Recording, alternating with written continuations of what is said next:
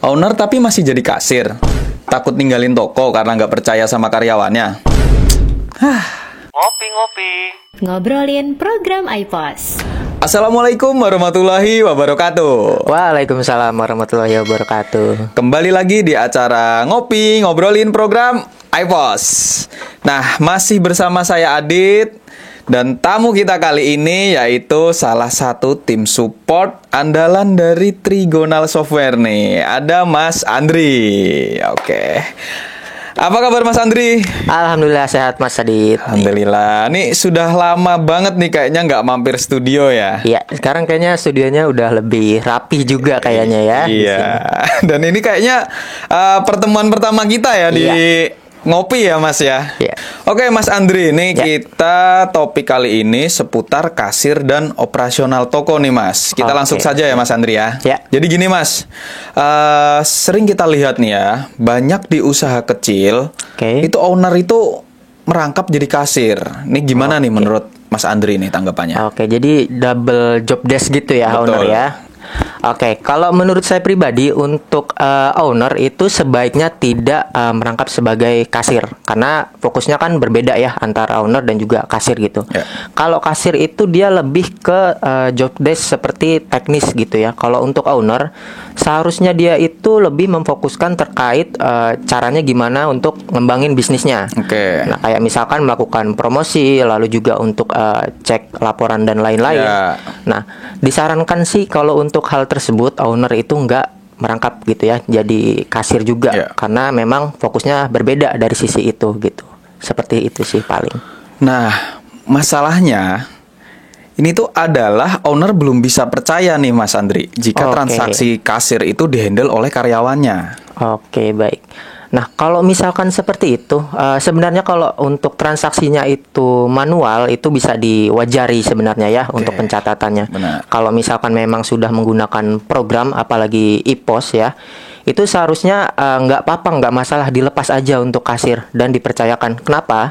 Karena di program iPos sendiri itu dia ada beberapa fitur yang bisa apa ya istilahnya untuk memonitoring dari sisi kasirnya sendiri. Oke. Semisal yang pertama di program iPos itu ada namanya log aktivitas.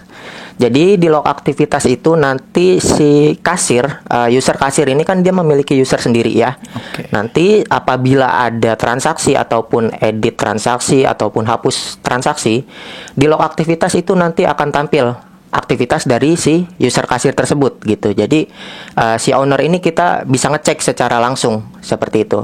Nah, yang kedua, di program iPos ini sendiri itu kita bisa membatasi aksesnya. Semisal si user kasir tadi nggak boleh gitu. Misalkan nggak boleh ngedit atau nggak boleh hapus transaksinya. Ya. Nah, itu di program iPos bisa dibatasi untuk aksesnya gitu. seperti itu. Oke, jadi owner itu harusnya tidak usah khawatir ya Mas Andri ya jika sudah memakai aplikasi kasir iPos di tokonya. Iya, betul. Nah, BTW nih Mas Andri, iPos itu apakah bisa membantu owner dalam tugas strategisnya atau hanya cocok untuk kasir nih?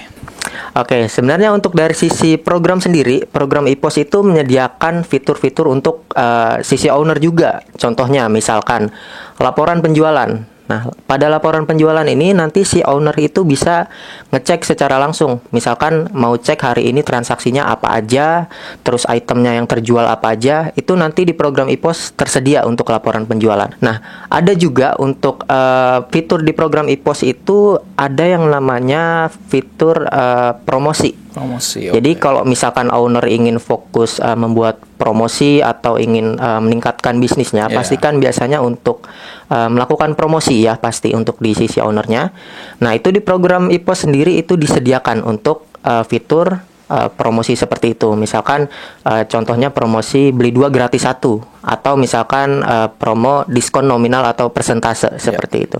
Nah, di program iPos itu disediakan. Ada juga untuk laporan lain yang biasanya owner gunakan itu contohnya adalah laba rugi. Nah, di laporan laba rugi ini nanti menampilkan pendapatan jual dari toko tersebut yang sudah dikurangi dengan beban biaya operasional saat bulan tersebut gitu ya. Nah, nanti hasilnya adalah di laporan laba rugi tersebut akan menampilkan keuntungan bersihnya. Jadi si owner ini nanti bisa tahu keuntungan bersih tiap bulannya tuh berapa gitu. Oke. Kayak gitu sih untuk fitur di iPos itu memang sangat mendukung untuk penggunaan dari sisi owner seperti itu. Sebelum kita lanjut ngobrol nih Mas, mari kita ngopi dulu deh, Mas. Oke, siap. Sebelum dingin. Oke Mas Andri, nah selain laporan-laporan yang Mas Andri sudah sebutkan tadi ya, kira-kira ada laporan-laporan lain nggak nih Mas? Oke, untuk laporan lain di program iPos itu juga tersedia semisal hutang piutang ya, karena kan untuk owner pasti perlu tahu hutang piutang usahanya seperti itu ya. Ada juga untuk laporan stok juga, contohnya misalkan mau cek stok dari item tertentu misalkan. Nah itu nanti ada laporannya tersendiri. Itu pun nggak dalam bentuk laporan aja. Ada yang namanya kartu stok juga. Jadi dalam fitur kartu stok ini dia nanti akan kelihatan aktivitas dari item tersebut. Apakah item tersebut itu terjual atau dilakukan pembelian, itu nanti akan tampil untuk istilahnya aktivitasnya mulai dari atas sampai ke bawah. Jadi per tanggal tuh nanti akan tampil stok ini keluar tanggal berapa, dilakukan oleh aktivitas apa, lalu juga ada masuk stok itu di tanggal berapa seperti itu. Jadi semisal ada penjualan, nanti kan kalau penjualan itu barang diberikan ke pelanggan ya. Nah itu nanti statusnya keluar kalau di kartu stok. Nah kalau kita restock barang itu nanti statusnya masuk. Jadi itu nanti fitur kartu stok ini bisa digunakan oleh sisi owner juga, dan itu sangat penting juga gitu ya untuk fitur kartu stok ini kayak gitu sih. Nah untuk mengakses laporan-laporan itu nih Mas Andri, apakah owner harus ke toko Mas? Untuk si owner sebenarnya nggak perlu ya datang langsung ke toko, karena pada program iPos itu bisa diakses melalui handphone, terutama menggunakan Tim Cloud ID. Jadi kalau misalkan kita menggunakan Tim Cloud ID, itu nanti kita bisa akses database kita atau data transaksi kita nanti yang ada di toko, walaupun lokasi kita itu nggak di toko. Semisal kita lagi liburan misalkan. Nah itu kita masih bisa cek untuk transaksi kita, atau misalkan kita mau sekedar cek laporan-laporannya, itu bisa dilakukan kapanpun dan dimanapun. Kalau misalkan kita akses iPos 5 mobile-nya melalui Tim Cloud ID seperti itu. Jadi nggak wajib untuk ke toko. Oke Mas Andri, berarti laporan-laporan ini tuh intinya bisa diakses di mana saja ya, tidak perlu harus ke toko gitu ya. Sebenarnya juga laporan-laporan ini kan penting ya Mas Andri ya, untuk digunakan oleh owner untuk analisa dan evaluasi toko. Sehingga owner-owner juga bisa menentukan nih langkah yang diambil untuk mengembangkan toko seperti itu. Iya, betul seperti itu. Nah, selain menggunakan Tim Cloud ID seperti tadi ya untuk akses melalui handphone, kita bisa juga mengakses menggunakan laptop. Karena kan laptop atau komputer gitu ya. Karena kan beberapa orang mungkin lebih cocok menggunakan aplikasi desktopnya gitu. Nah, itu pun kita nggak perlu ke toko juga, asalkan kita menggunakan IP publik seperti itu. Nah, IP publik ini contohnya seperti apa? Jadi misalkan kita menggunakan VPN atau VPS gitu ya. Itu nanti kita nggak perlu ke toko lagi untuk akses database kita atau ingin cek transaksi ataupun laporannya. Itu tetap bisa diakses dari manapun dan menggunakan laptop ataupun komputer. Jadi nggak harus menggunakan handphone aja gitu. Nah, syaratnya kalau ingin menggunakan laptop ataupun komputer dan mengakses database yang ada di toko dari tempat lain, yang pertama itu kita perlu menggunakan VPN atau VPS seperti itu. Nah, kalau misalkan sekedar untuk dari handphone aja, itu menggunakan Tim Cloud ID aja nggak masalah. Itu bisa diakses juga seperti itu. Wah nih owner bisa lebih fokus ya Mas ya buat mikirin persoalan strategisnya nih ya. Betul.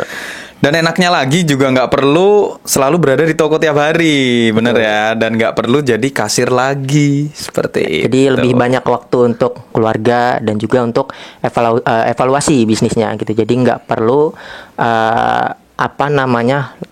lebih ke teknis kasir. Jadi diserahin aja ke kasir nggak apa-apa gitu.